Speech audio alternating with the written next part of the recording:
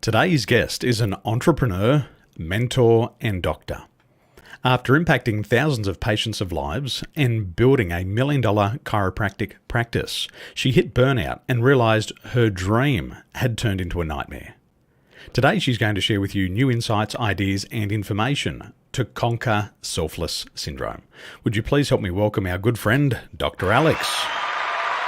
Thanks for joining us. Thanks so much for having me. I love pleasure. the applause. It's very fun. Well, it's going to be timeless. And I say to our other guests, if they were here in the room with us, they would do that and a lot more. So in the spirit, they're here. Now, you've dedicated yourself to medicine. What age did you dedicate yourself to medicine, and what had excited you about that dream? Yeah, so my journey really started, I was 20, and I'd always had quite a few health issues myself. I was in college.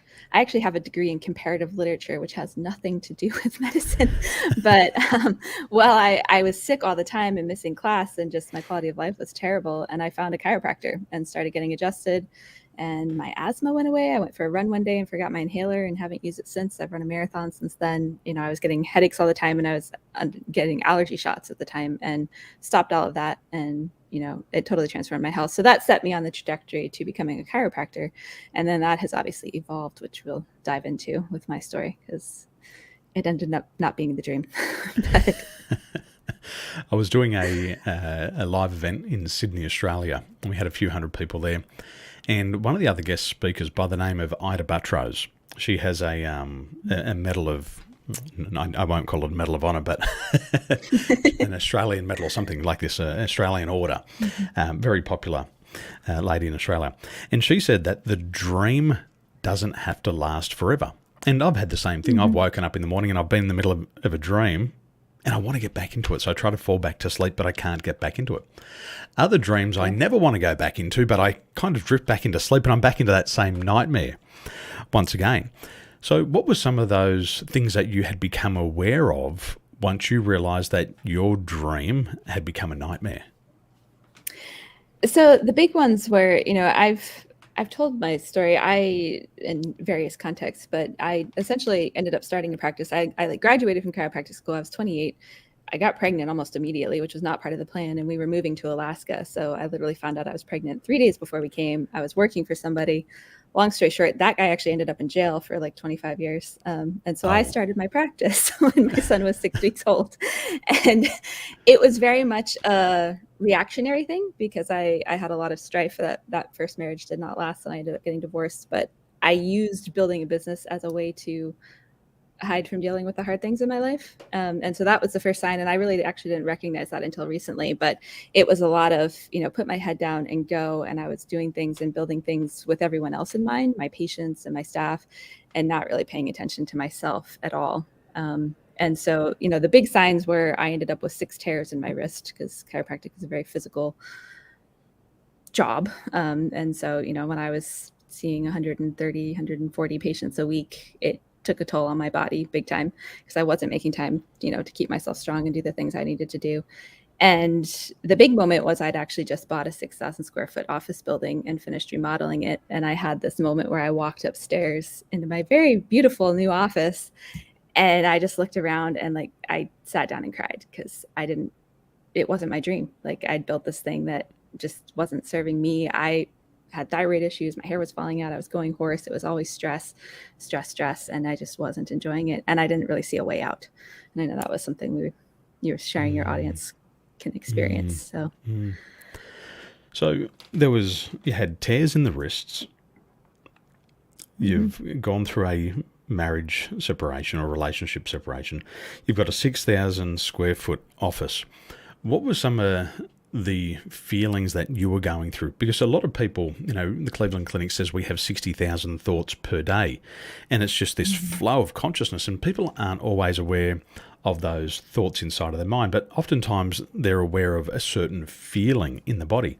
What were those feelings that you were going through? So I couch this in type A personality people tend to stay in our heads and we don't really acknowledge what's going on our body. But I can say that I was experiencing a lot of stress and even having some reliable anxiety and panic attacks. Not to the point that I ever, sought help or treatment, but my chest would get tight. I couldn't breathe. I'd literally get stuck at the throat and lose my voice by the end of the day. I was getting headaches. There were lots of things. I was just exhausted all the time. I was a single mom for most of that, and it was all I could do to feed my kid at the end of the day before I just crashed. So, And as you started to experience that, what were some of the things that you tried to do to solve the problem, and what had you tried and what didn't work?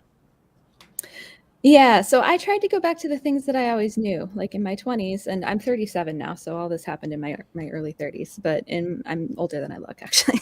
Um, in my 20s, I was a runner. I ran a marathon, so, I tried to get back into that. I found that mentally, I couldn't push myself like that. Like there's a level of emotional being able to push yourself. So, I tried working out. I got back into shape for a little while, but then I couldn't maintain it. I've always eaten well and taken care of myself in that way. But a lot of what I was doing was avoidance stuff, like reading lots of, fiction and binge watching shows and things that were just helping me not focus on the Very problem. innocent things.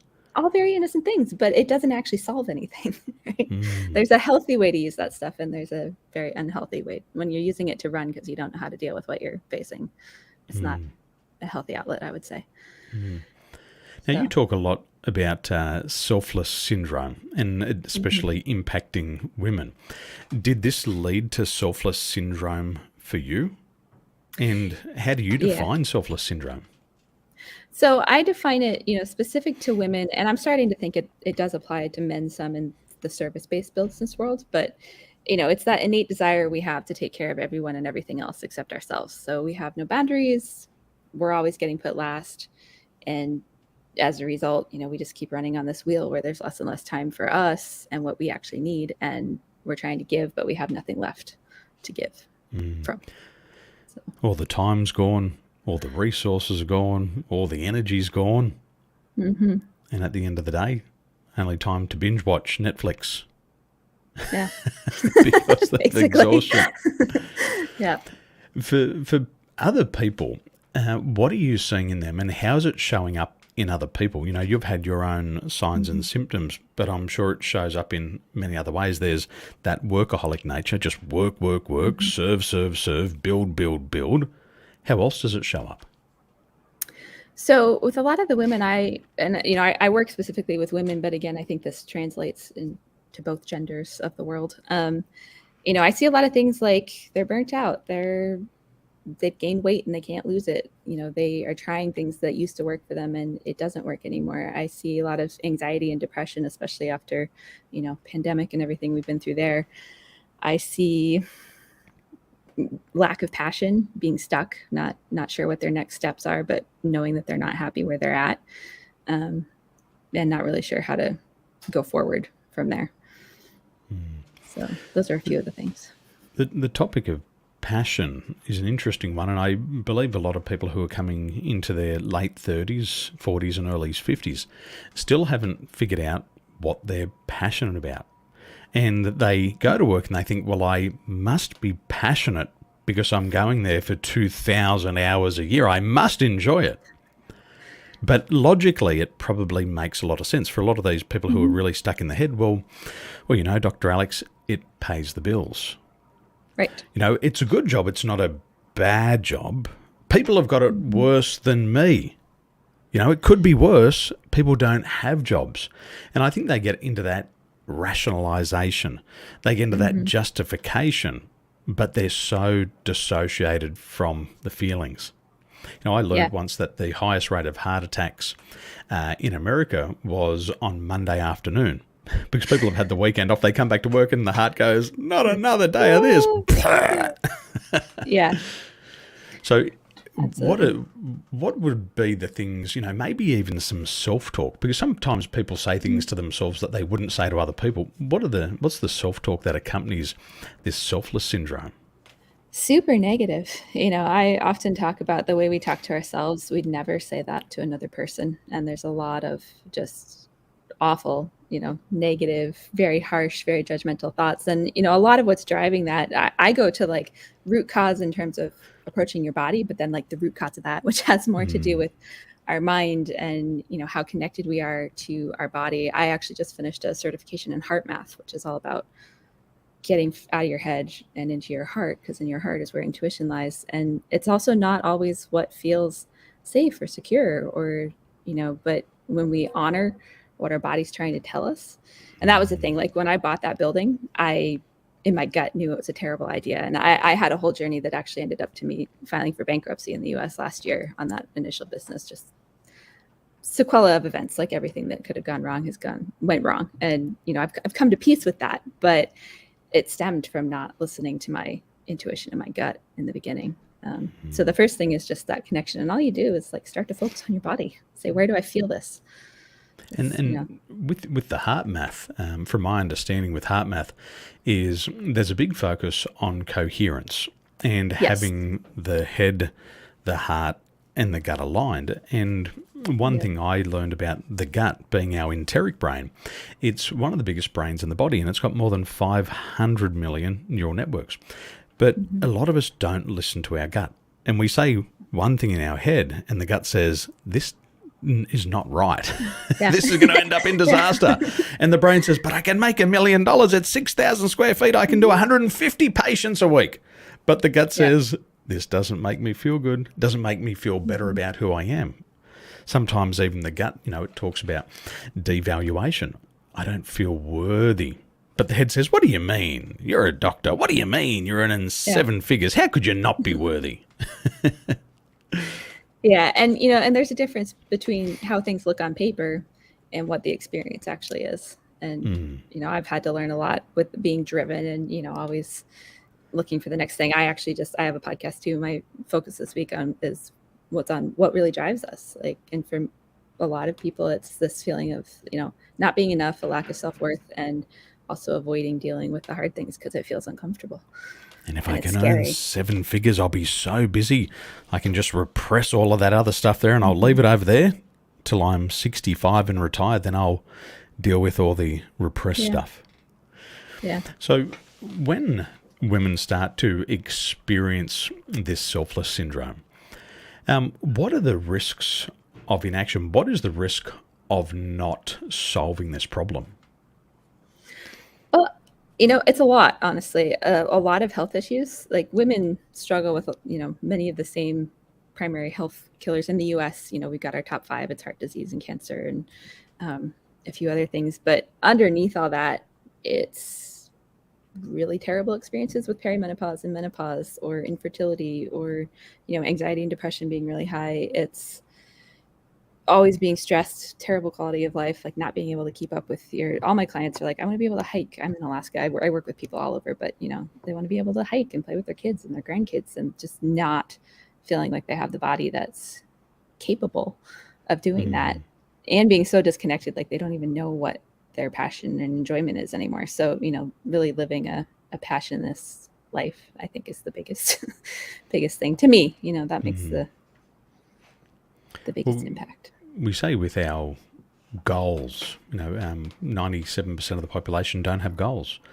which leaves 3% of us knowing where we're going. And when we feel that we don't have a destination in mind, we feel that we've lost control of our life. And that in and of itself is very stressful. Not knowing where I'm going, not having control over the direction of my life. And, it's one thing to have a career, but another thing to have a career with a direction. Because some people who only feel worthy of serving often sacrifice themselves. Now, they're very sacrificial. Well, you know what I'm going to do, Dr. Alex? I'm just going to sacrifice myself for the next 40 years for this company, and then I'll get my golden handshake, and then I can see out the next 5 years of my life in peace. What? Yeah. What kind of a life is that, really? Yeah. And, I'm becoming more, we've moved away from like, oh, you're going to do the same job for the next 30 years. I really feel like a lot of people are recognizing there's an evolution with, our career, how we serve, all that. Like I love the chiropractic profession. It didn't serve me in a lot of ways, but I found another way to still serve other people in a way that's also keeping me healthy. And so Well, recognizing that. some of the latest research shows that the next generation are going to have up to 40 careers throughout their life. So it's one thing to have one career for 40 years, but to have 40 careers that don't suit you and you go from pain to pain to pain, well, I think that's going to come with a whole new set of problems with this new generation. So for the people who are struggling with the selfless syndrome, how are you helping them solve this problem? So I really come in as a partner to help them start figuring out how to put themselves first. And it can be painful at first. I mean, we start with like basic things like breathing in water intake, but my bigger thing is, I have a framework that I help take women through where it's creating a safe space where you can make time for yourself, show up for yourself, start to go to work on some of this. And it's not a quick fix by any means, but as they go through it, everyone's got more energy. I always get the text like, I have so much energy, I don't know what to do with myself, Dr. Alex. Or, they lose weight if they need to lose weight. Their marriages and their, relationships change with their kids and their spouses. And a lot of them either transition in their career or they find they find a way to be re-inspired in what they're already doing and fall in love with it again. So. Now, what I'd like you to do, ladies and gentlemen, I'd like you to go over to Dr. Alex's website, emergentwomencoaching.dub.com, and we'll put the link in the show notes. When they come to the website here, where should they start, and what do you want them to do once they get to the website? Yeah, so you've got 3 options. It might be too many, but pick the one that suits you best. I've put together like a thyroid cheat sheet. Thyroid's one of the things that I see go off with a lot of be off with a lot of women in particular. 1 in 8 women in the US struggles with it. If you're through menopause, it's 1 in 3. So, wow. And that's actually, it can be worldwide. So that's a big thing. And that's just, what your doctor's not really looking for, because I'm more root cause and functional focused. So definitely download that. Just gives you some good info. And then I've got a group on Facebook and I've also got a podcast. So if either of those are your cup of tea, it's a good place to get to know me better. Well, lucky we're British descent, so we should enjoy our tea. That's very important. Yeah. So what I want you to do, ladies and gentlemen, I want you to click the link in the show notes and go over to Dr. Alex's website, emergentwomencoaching.dub.com, and learn more about, firstly, 1 in 8 women have thyroid issues. And so I want you to check out that. And also start to tune in the podcast, because on this journey of trying to solve these inner problems, you've first of all got to be aware of what the problem is, but you've also got to be aware of what the problem's not. And once you start to find that other people have the signs and symptoms that you're going through, you'll be able to find exactly what is holding you back, and then you can go in the right direction. Because a lot of people, they think they know what the problem is, but they spend a whole year working on the wrong problem. And then a year later, they still have the problem, but the pain now comes back with a vengeance because we haven't dealt with it.